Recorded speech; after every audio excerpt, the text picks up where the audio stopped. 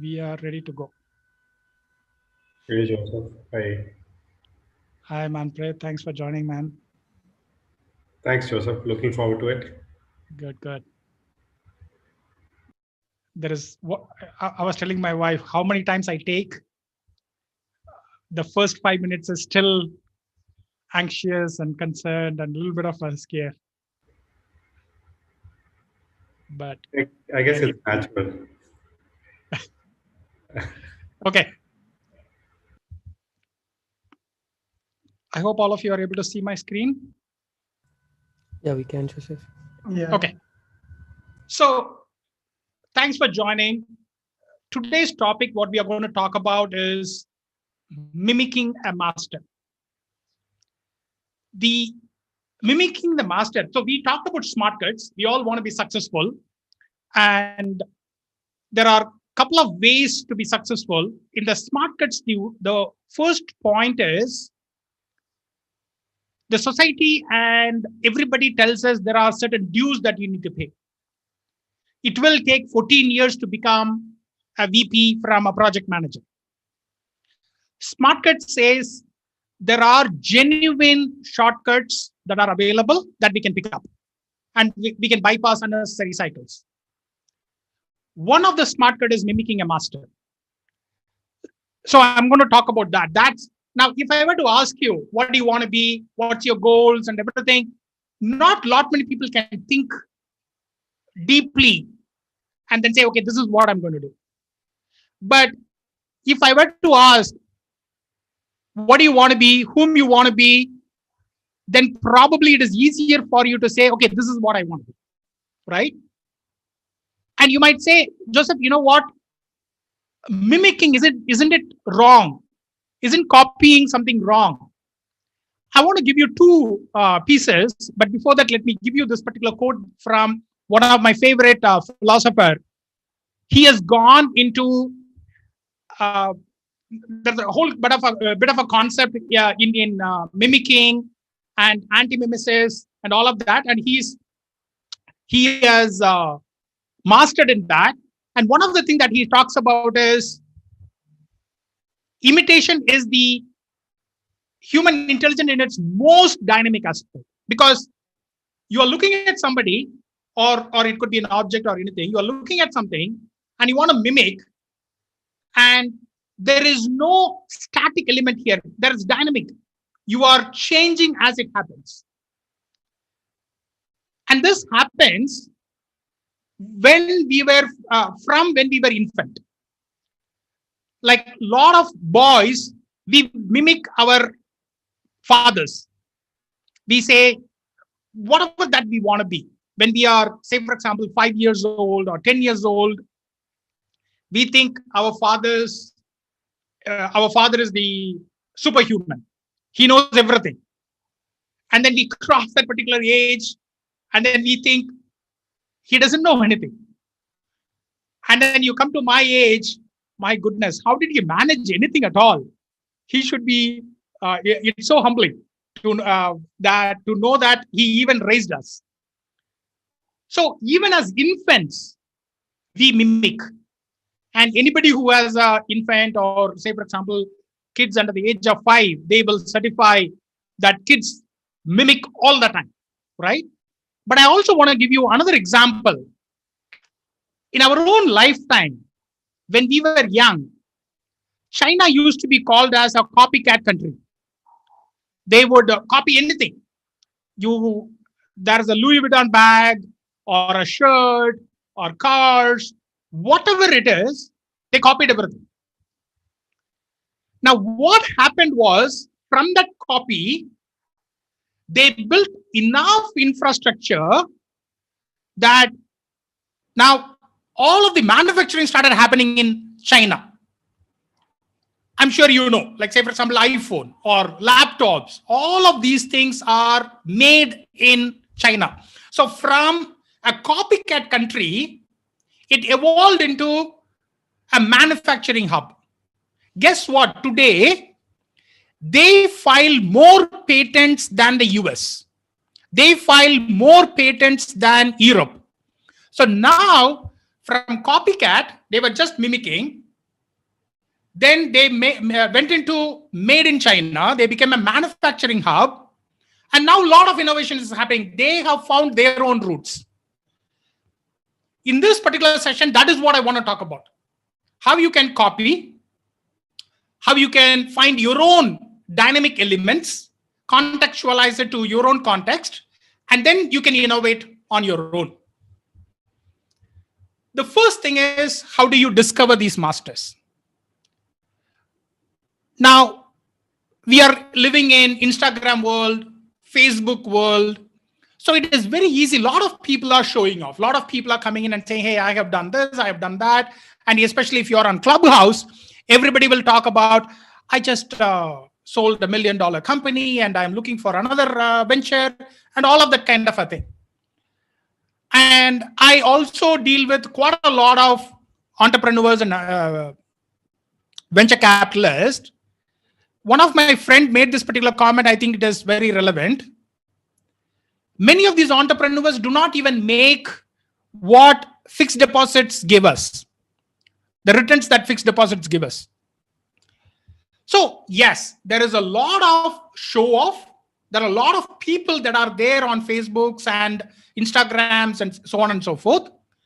But if you want to mimic somebody for success, for a success that you will enjoy, then the characteristics of these people matter. So you start with local. Who is closer to you? Who is in your circle? Maybe it's in your family circle. Maybe it is in your professional circle. Maybe in the community that you know. You are able to see the flesh and blood. You are able to observe them. For me, it is Sastry. As I said in the beginning, and as I repeat often, everything that I'm talking about here, it all comes from my own personal experience. So for me, it was Sastry. Some of you here might know about Mr. Sastry. You worked probably with him. He was my manager, and then he became my mentor and my friend and my coach and everything. He was local. I was able to interact with him more. That's the first type of masters that you're looking at. Because we are well connected now, it's also possible to look at virtual masters. People who have done something and you are able to look up to them virtually using digital means. For me, those are Alan Wise on the top and Derek Sivers. Both of them have done excellently well. And one of the factors that you need to understand when you are looking at virtual masters is they need to be prolific, because otherwise you wouldn't know. But you also need to search out them. So I came to know of both of them, as a matter of fact, through a book called Personal MBA. That's a fantastic book. But in that book, Alan Wise's name was mentioned multiple times. So I said, I should go and check him out. And I found fantastic things about him. He has written a lot of books. We will see some of those things. He has written a lot of books. He writes a blog. He has a podcast and quite a lot of stuff. I learned a lot. Same thing with Derek Sivers. And I think I have talked about Derek Sivers when I started talking about smart cuts. So again, I followed him. He's also prolific. He does TED Talks. He writes a blog.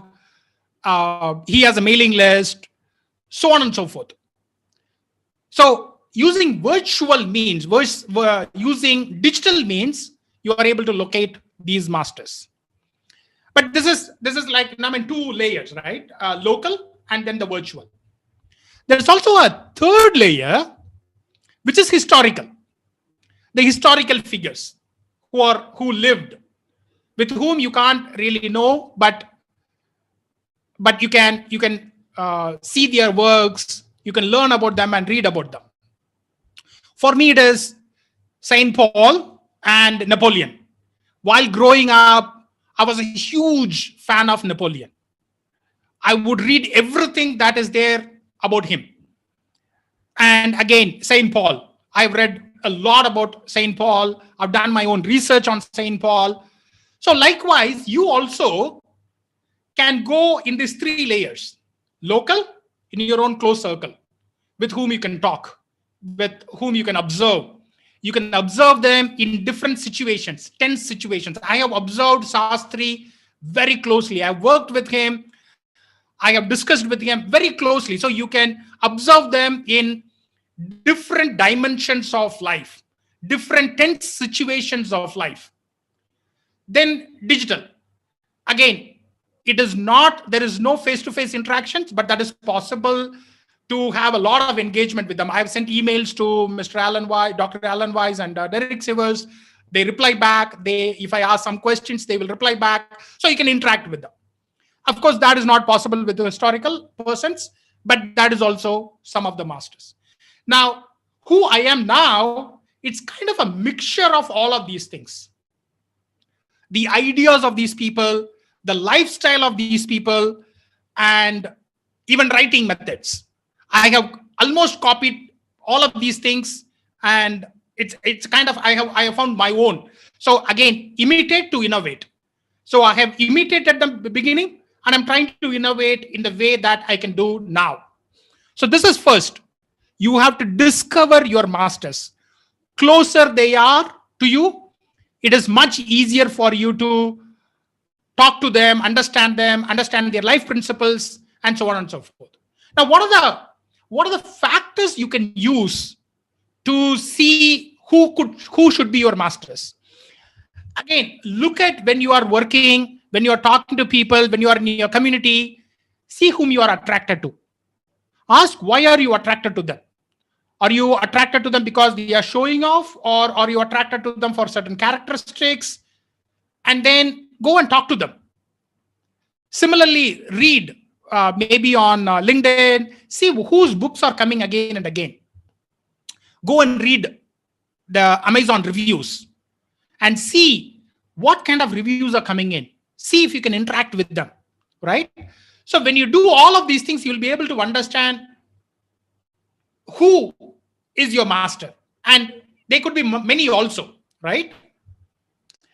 The next one is observe. Okay, now you have found your master. This is the guy whom I am going to, or lady whom I am going to imitate. This is the one I'm going to copy. This is the one I'm going to study. Now it's time for you to go into observe mode. You need to observe them. So how can you observe them? The first and foremost is taking a walk with them. That's why it is important that they are local to you, so that you can call them, you can talk to them. It is very important because when you're looking at masters, when you're copying masters, you need to understand their thinking, not only the doing. If you remember, one of the slides that I had was what they do, the dress that they wear, what they talk. These are easily observable, but why they do it, the principles, that's very difficult. That's like an onion that you need to take off the outermost layers so that you can understand that. So this is why close quarters, interacting with them at a very close quarters matters a lot. And that is when you can ask a lot of questions. I have asked a ton of questions to Mr. Sastry. In fact, whatever, where I am, it comes from a lot of interactions with him. And when you are doing it, it is not only from a professional angle, even some of the mundane things, you will rub it off and then you will take it on. One of the things that Sastry does is that he will never bargain with a street vendor, even if it is very obvious that he is doubling the price. Because I am not from Chandigarh, but I'm living in Chandigarh. So when I go to a street shop, it's very obvious I'm not from here. And it's the same thing with Mr. Sastry also. He was not from here. He was living here. So it would be very obvious. And I would ask him sometimes, he is actually asking for more money than what is normally would be available. He said, that's okay. So he would not bargain with street vendors. I have somehow taken that also. Mostly I do not bargain with street vendors. So what I'm saying is not only the professional angle, but also some of the personal angles, you will pick it up. You will start mimicking. That will happen only if you observe them from a close quarters and you are able to ask them, why are you doing that? So I have asked, why are you doing it? Are you not wasting your money? And then he would have his own principle. Then you can ask yourself whether that principle means anything to you. If it means, then you can adapt, right? So first thing is, as much as possible, spend time with them. I would find any number of reasons to spend time with them. So it could be having lunch, it could be having a call. I will call him at least, even now he's in Kerala. So I would find a reason to call him. Hey, it's your birthday. It's a Christmas day, whatever. Some reason I would find to call him every 3 months and tell him, this is what I'm doing. What are you doing? Why are you doing it? So most of our discussions with the personal friend, it will always be why. Why are you doing this? This particular discussion you cannot have with anybody else, right? So it is important that you keep asking, why are you doing this? Next is the virtual people, the digital people. Read books. With Alan Weiss, probably I have about 5 or 6 of his books. His books are not cheap. Each of them are at least about $20. But there is no better way to understand their mindset, why they are doing what they are doing, from their books, from their blogs. I listen to his podcast. If he sends out, I am subscribed to his newsletter. If he sends out an email, I read it. So from different dimensions, you will understand what they are talking about. And sometimes you can ask a question. Hey, this is kind of conflicting to what you said in the podcast. What do you mean? And then he will come back sometimes and say, okay, you know what? I've changed my mind about this. Or he might say, in this particular context, this is what matters. So he will explain the thinking behind that particular statement, the thinking behind certain kind of an action. In fact, one of the things that Mr. Alan Weiss, and I have taken a lot of stuff from Alan Weiss, not just from his books, but all the principles also. One of the things that he talks about is marketing gravity. So what it means is you should be able to attract a lot of forces using different facets of marketing channels. It could be blogs, it could be podcast, it could be writing in newspapers, and so on and so forth. And if you see, that is what I'm trying to replicate. I have my own blog, I have a newsletter, I have a YouTube channel, I write for newspapers, and all of these kinds of stuff. My sister and I have written a book, so on and so forth. Of course, I have not written any $1 million book. If any of you want to partner with me on that, I'll be very happy to do that. But probably it will be there. It'll come through. But I have copied that and I have mimicked that and I'm doing these things, right? So you can see this is in action. I'm mimicking Alan Weiss. Similarly with Derek Sivers, quite a lot of things that he is talking about. But all of this is going to come only if you observe your masters. Now, with the historical people, you can't do that. Don't get scared by the photo that is on the right side. I was way too tired and way too young at that time. But as you can see, I've taken a course on St. Paul, the letters that they have written. The Harvard University, they have analyzed, they have gone into the depths of that particular thing. Because I am passionate about Paul, I've taken that particular course. Then, because I'm passionate about Napoleon, when I went to Belgium, I made it a point to go to France, visit his tomb, and learn as much as possible. Basically, there is nothing in that building. There is nothing. It's only a tomb. But because I am a fan of Napoleon, I went there. I spent hours there just standing there. Just standing in the presence of the master that I was admiring. So that's the kind of passion that we are talking about. You need to understand everything about the master. Only then you will be able to imitate. Okay?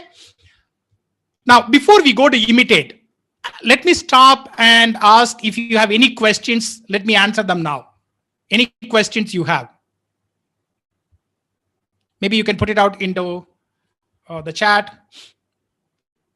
Anyone, do you have any questions? So Joseph, you've Raj this side. I was taking notes of the entire sequence that we've just discussed, starting from discover your master to observe, and then reading books and to imitate. I've noticed that the point where I'm normally stuck at is where asking the question, why are you doing it? So how do you overcome that inhibition when you look somebody as your master? And let's say you've given an example that that person would not be bargaining with street vendors, but how do you overcome that inhibition?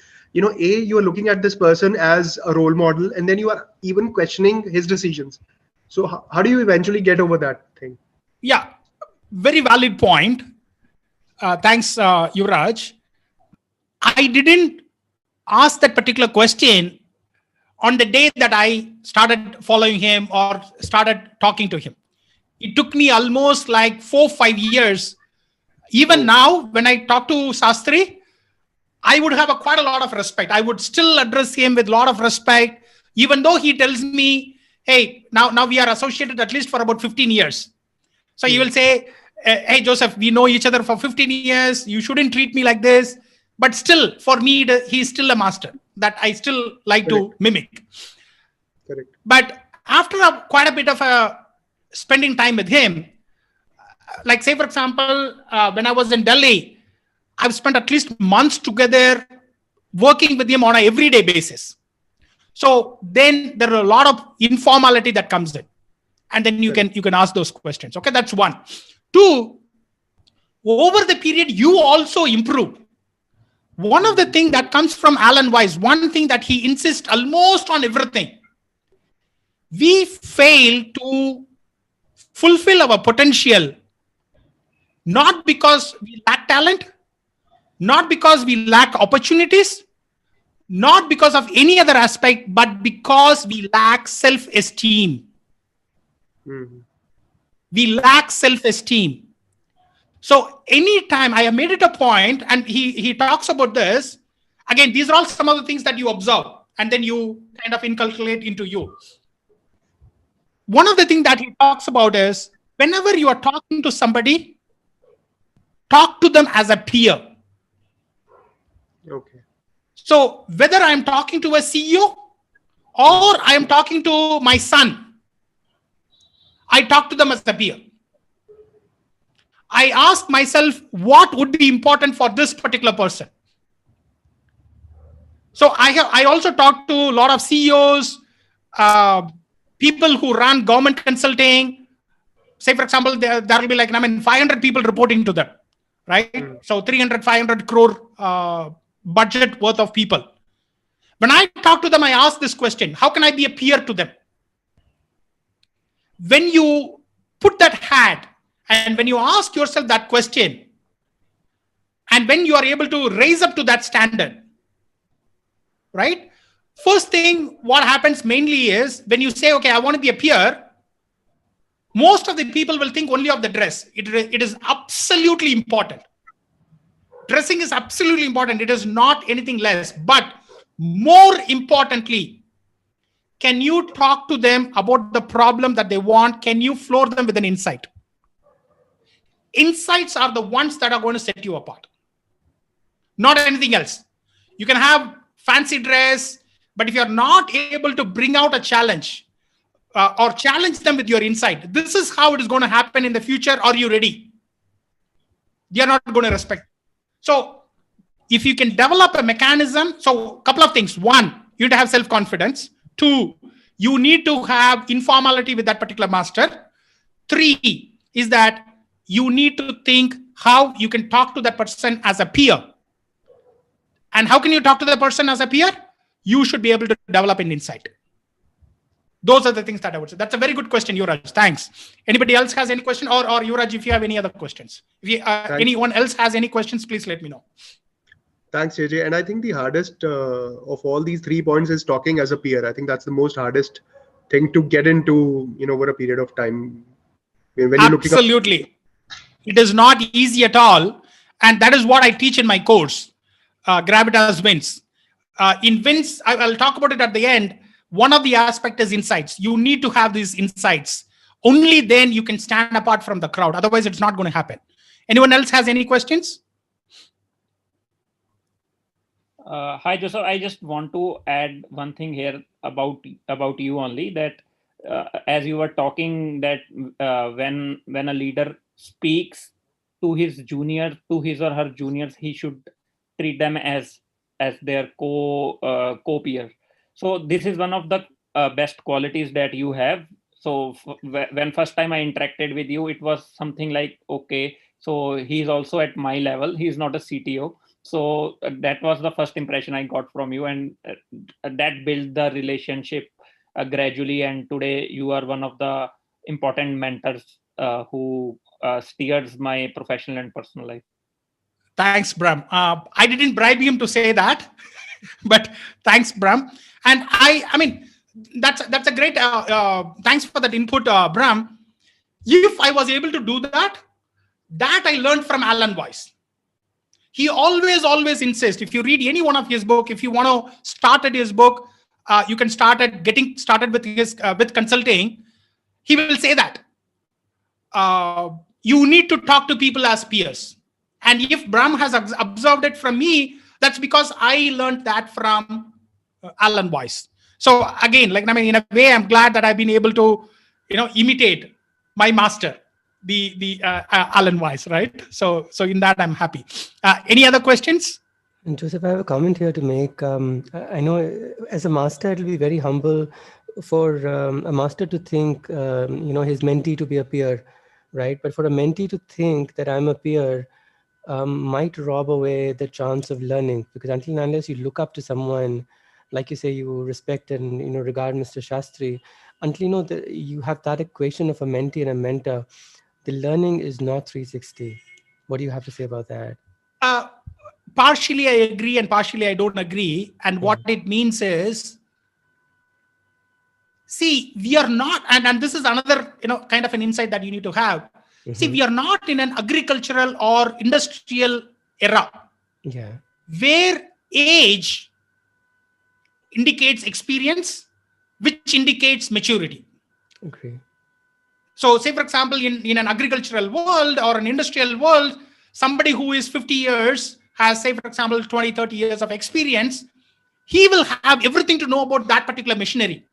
I, as a new guy, will not know that. But today we are in a knowledge industry.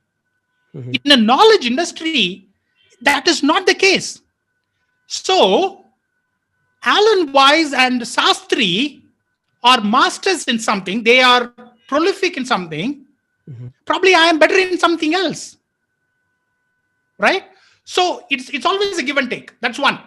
Two, when I look at you as a peer, I am not saying, I'm not diminishing myself. Say, for example, I'm talking to you, and I was, like, say, for example, as Brahm was explaining, when I talk to Brahm, when I consider him as a peer, that is about the respect. It is not about the knowledge.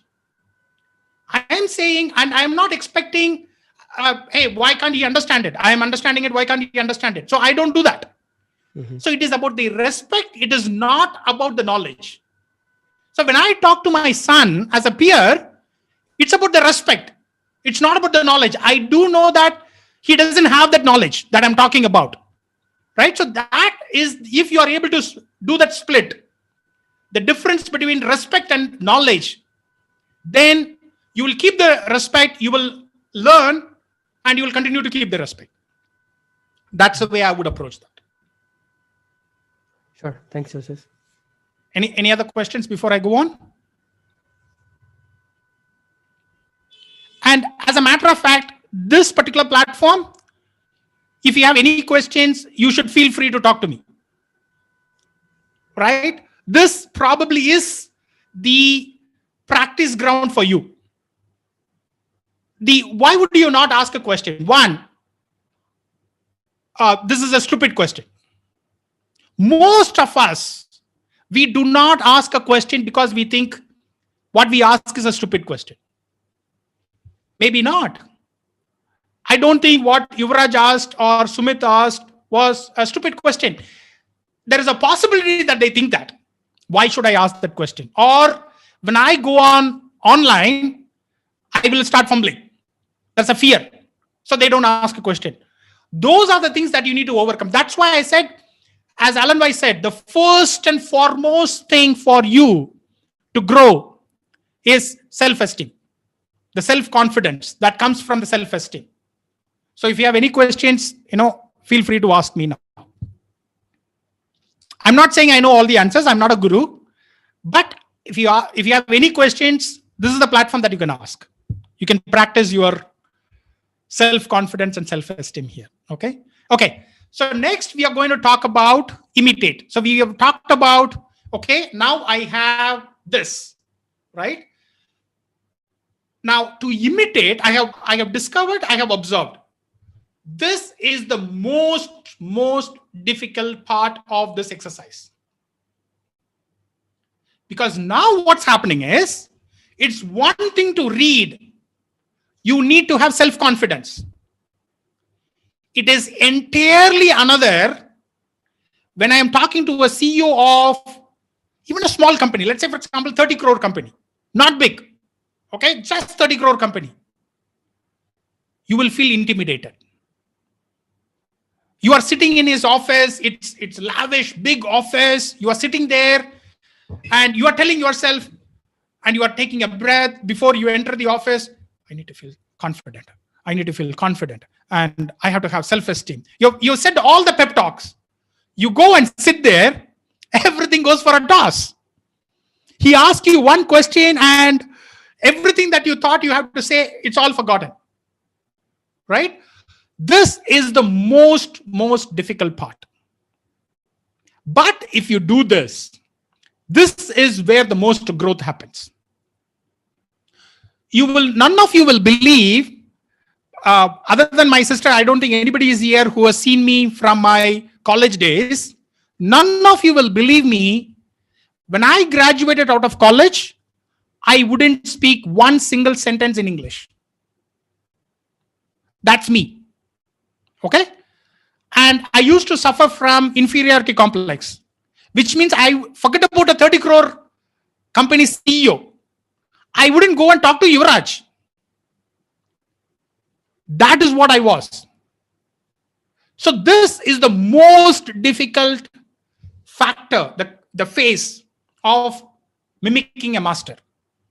Very, very difficult. You have learned, you have understood, you know what to do, but you're not doing it.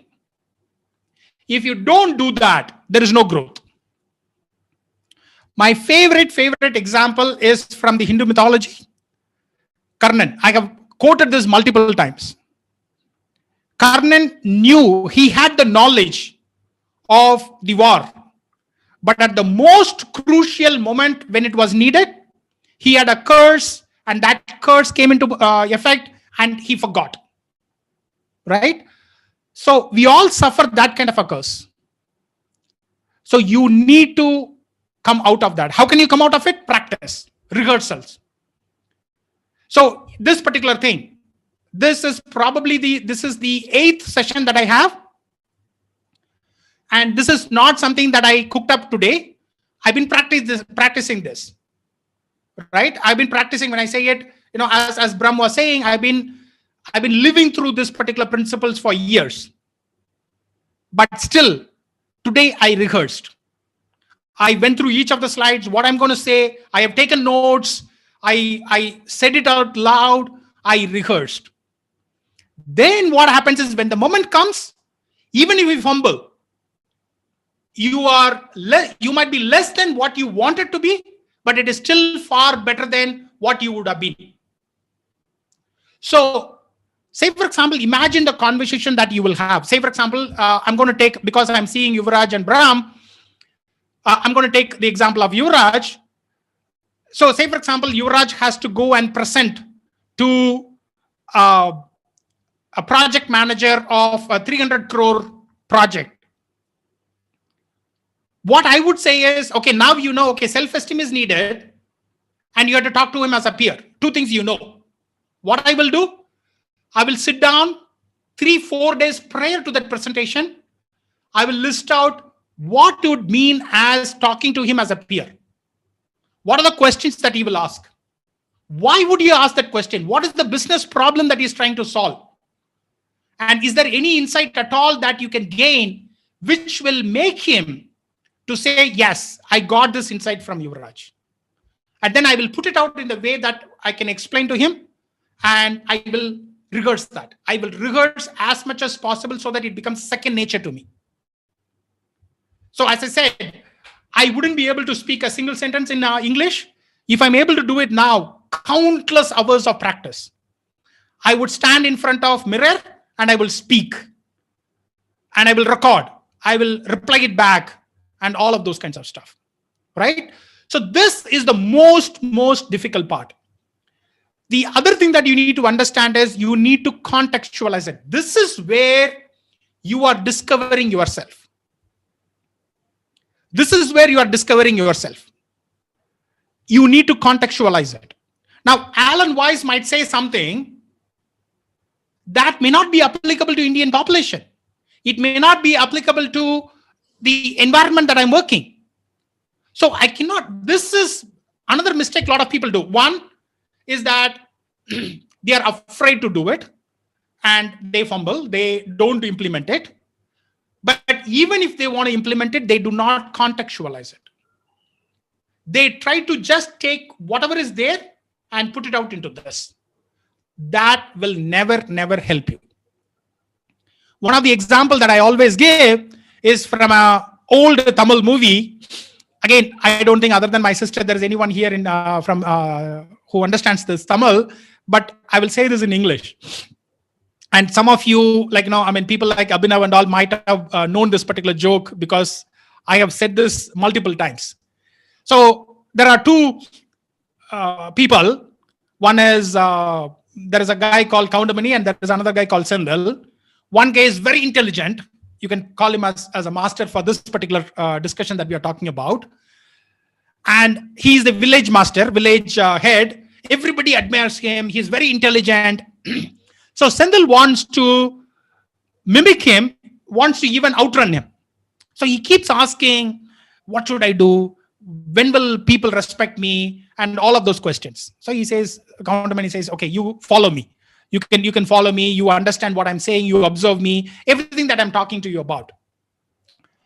So he follows. And one of the time, an old lady died in the city, the village. They call him. He goes there and he consoles the son. And he says, she was not only your mother, but she was a mother to everybody.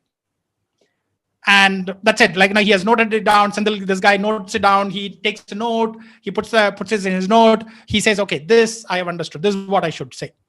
And then some other time, somebody else dies. And this guy was sick. So they call the assistant. He goes there and he finds out it's a wife of a person. Now you can understand what would have happened, right?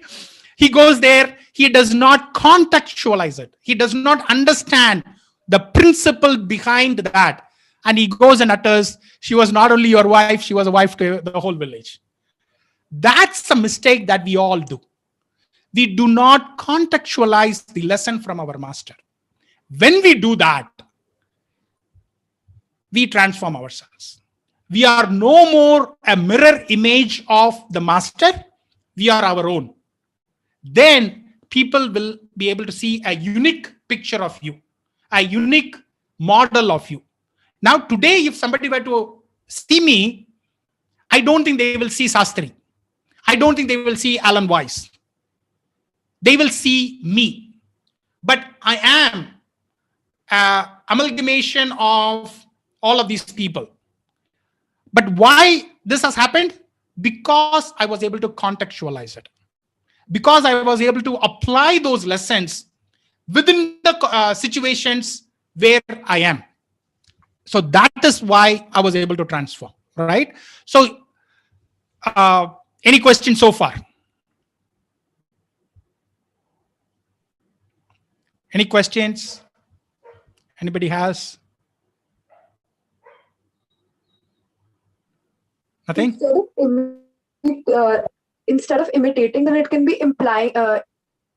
imbibing and implying. Don't you think so? Because when you That could be imitate, different. you're copying. So why? Yeah, there could be. So see, it is easier to copy in the beginning than any other thing, because it's easier for us to copy it rather than thinking through it. Only when you do that, then you will understand. And I have made my own mistakes of what I talked about as Sendil. Okay, in my own manner, I have done that mistake. So we all make that particular mistake. When we copy, we all make that particular mistake. But unless we make that mistake, we will not be able to grow. So I always say this: the borrowed wisdom is the most dangerous thing. You don't know why it is working. So, but when you borrow that wisdom, you make that mistake. Oh my God, I made this. I don't know why. Then you think through it. And probably if it is possible, you go and ask your master, I did this and it failed. And probably the master will tell you. And that's how you grow. So copying, imitating, mimicking is the first step. Then comes imbibing and all the other things. All other improvements comes afterwards. Like as it happens for any infant also, the growth. First and foremost, they will, like I have my son, my father is here. He will walk like his grandfather. He will eat like his grandfather. He will imitate everything of his grandfather. But he is only 8-9 years old. As he grows, he will put on his own way. But the first step is always copy. And only when you copy it, you will improve after that. Okay? Can I put it like differently on what Sejal just said? So yes, please. So what I think is that you observe what your leader does. You take it as a hypothesis for yourself. That's how I have worked. Like taking an example of me working with you. So I have taken example how you operate. And I try to imply that in my situation, in my context, like contextualizing the way you work. I knew I would fail somewhere. I would learn something because same thing might not work for my context. How I operate, how I behave, what my attitude is, it's totally different than you work.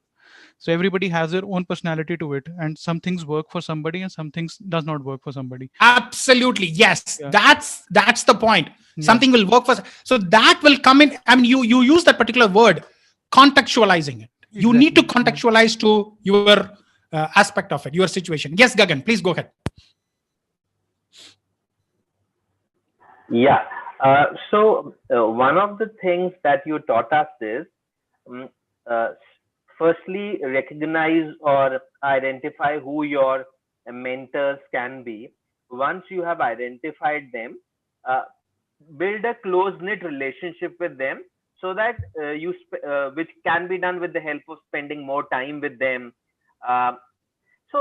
During this course, sometimes, because when you select someone as a mentor, you look up to that person as being an idol that you would like to follow. But then when you get close to that person, you also see that there are some vulnerable points. There are places where that person can improve. So there are two interpretations. One is, okay, he's a human being or she's a human being, so there's a tendency to err. So it's okay. Then the other interpretation can be that the person gets disillusioned, or the person gets underwhelmed, that I thought something and something else, the reality is something else. So how to balance, how to balance when you move ahead with the mentor-mentee program? Yeah. Okay, that's a pretty good comment as well as a question. While I'm answering it, can I ask for a favor, please? Can I ask all of you to subscribe to the channel?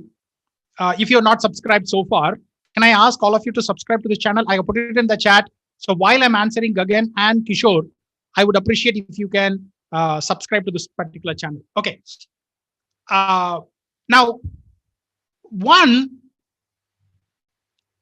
Sastri was not the first person and not the last person, but he was not the first person that I picked up as a master. I have gone through this cycle often. One another thing that I have seen is there has to be a gap. Now, that gap could be age, that gap could be geography, it could be any of those aspects, but there has to be a gap. Only then there is respect as well as a learning. So it's kind of the mixture that you will come to understand, because, and this is something that Rene Girard goes into it, and maybe I can take that as one session, anti-mimetic. That's one topic in itself. If you're interested, you should go and learn about that, because the closer you get to your mentor, the closer you become, that respect starts to become rivalry. And I have faced it with some of the mentors that I've worked with. It becomes rivalry. So, and you need to be very careful about it. See, one, Gagan, you talked about underwhelming. You are not very impressed. You thought he is somebody, but then when you start working with him, when you start following him or her, you see that he or she is not so much as you expected. But then, say for example, they are very competitive, and then you also want to be competitive, and it can also happen that rivalry starts building. So you need to be careful about both. That's why I'm saying there has to be a gap. And I have observed it, and I also try as much as possible to put people a little far away. They might think it is because of my introverted nature. That is one, definitely. But it's also because of this.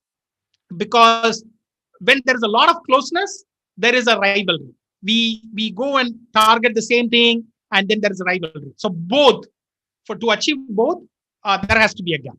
I hope I have answered you, Gagan. Yes, Kishore, please go ahead. Sure, thank you. Hi, Joseph. I hope I'm audible. Yes, please. Yeah, go ahead. First of all, thank you for being my first manager to start my career with. I enjoyed working with you a lot. So my question is, so let's say I have a local hero who I want him to be my master, but how to go close to that master? Why would that master entertain me for no reason? So Absolutely. I would like. That's a very good question. Thanks, Kishore, again asking that question. Ask yourself why. It's a valid question. Ask yourself, why should he bother about me? Now the answer is, what have you done? What have you done to? Because see, they are busy. One, okay, but all of us humans, we want to give back. All of us, after a certain level, we want to give back. Probably I wouldn't have started this particular free webinar sessions 10 years back, because probably I thought, who am I to give anything? And also I was learning. So what is there for me to give? Even though, we have worked together 15 years back, and we have taken walks where you have asked questions and I have answered. But I never felt that I have a lot of things to give, right? So after a certain point in time, everybody starts feeling, what's my legacy? What should I leave? What should I be known for? And I talked about it in one of the other sessions, writing your own obituary, right? So that's one. So we all want to give back. But I also want to give back to the person who will use it. The pearl that I have, I want to give it. I want to hand it over to the next generation. I want to pay it forward. But I don't want to throw it out. I want to hand it over to somebody who will take it and who will do something with it, something useful with it. Can you prove yourself to be that person? So instead of going and asking, this is a mistake I have committed, this is a mistake a lot of people do. Instead of going and asking, can you help me? Can you go with a particular situation and say, this is what I have done. Let's say, for example, okay, you are applying for a job and you are getting rejected and you are asking, what should I do? Now, one way to ask is, hey, Joseph, I applied for 10 jobs. I've been rejected. What should I do? Right? The other way of doing it is, this is what I have done. What else should I do? Those are two different questions. One is a very passive, lazy question. Right? You tell me. The other one is, I have done something. Whatever little knowledge that I have done something. What else should I do? Then that person will say, in this particular situation, what you've done is not sufficient, or this is okay as a first step. This is what you need to do. So I might say, okay, I might look at your CV and say, hey, you know what? You have only talked about all your responsibilities. You have not talked about your accomplishments. That is what you should do. Or say, for example, you are applying at a VP level. I would say you have 5 pages of CV. That doesn't matter. You need to have 1 single page of CV.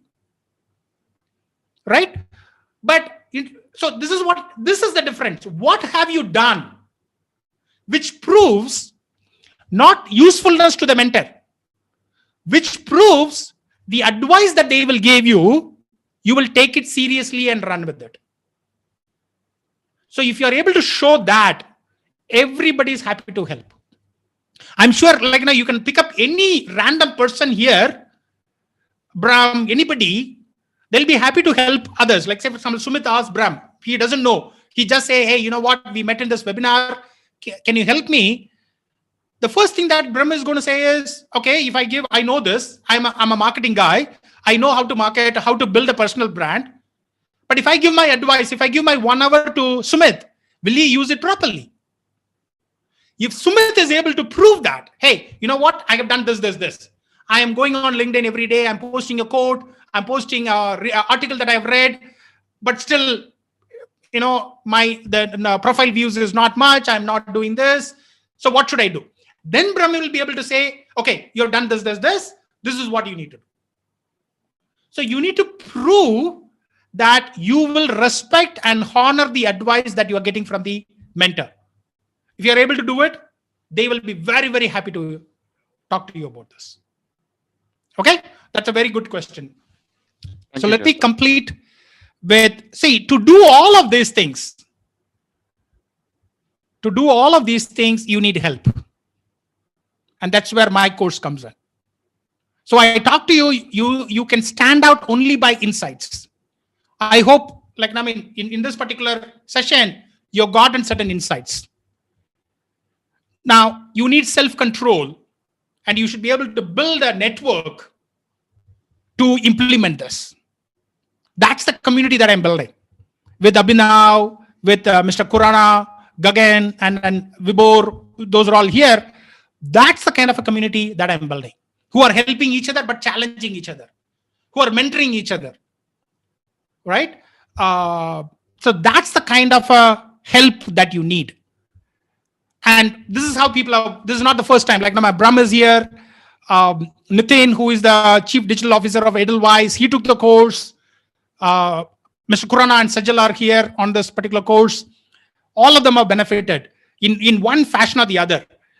Brahm is now in IAM, and he told me this, you know, this course helped me to think structurally so that I can think about it very structured manner about my goals, and then I can go and do it, right? So any of these things that we are talking about, you need help. And that's what my course does. And if you want to know more about my course, you can connect with me on my Facebook. This, I put it on the chat. If you know my email ID or my mobile number, feel free to send me an email or send me on WhatsApp or connect with me on this particular Facebook page and connect with me and ask me any questions. I'll be happy to answer them. Okay. Hopefully this session was useful. Thanks a lot. Again, like, I mean, 23 people have stayed through the full session. I'm very, very happy. I'm very honored also that all of you stayed together to spend a Thursday evening with me. I really mean it. Thanks a lot. If you have any questions, let me know. Well, thanks, Joseph.